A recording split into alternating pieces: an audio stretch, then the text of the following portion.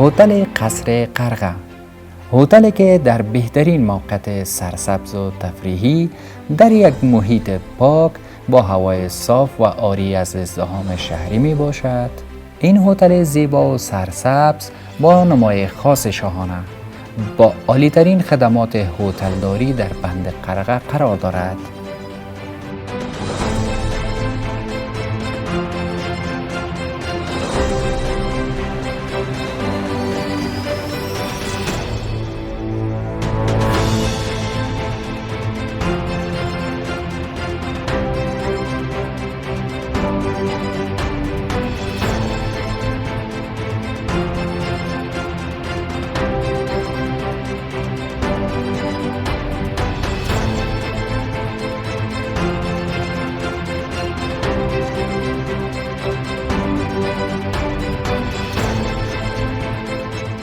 حالا می توانید اتاقهای مجهز را با صحن و نمای زیبای سرسبز و دلانگیز و جاهای مختلفی که در این باغ متفاوت برای شما ترتیب شده اوقات خوب پر از خاطره داشته باشید.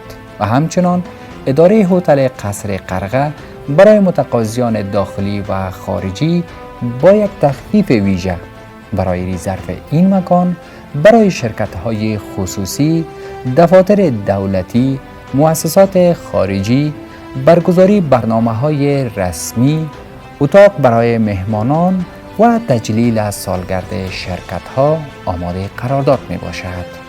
هتل قصر قرغه با داشتن ترانسپورت رایگان در خدمت شما قرار دارد.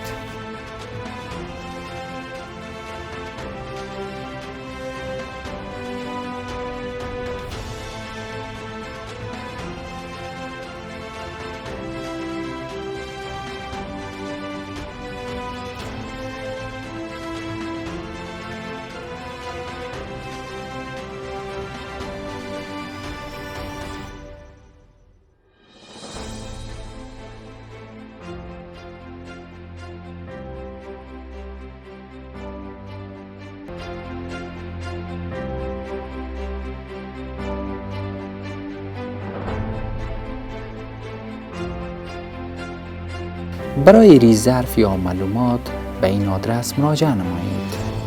غرب بند قرغه، سرک عمومی کهنه پغمان، کابل، افغانستان.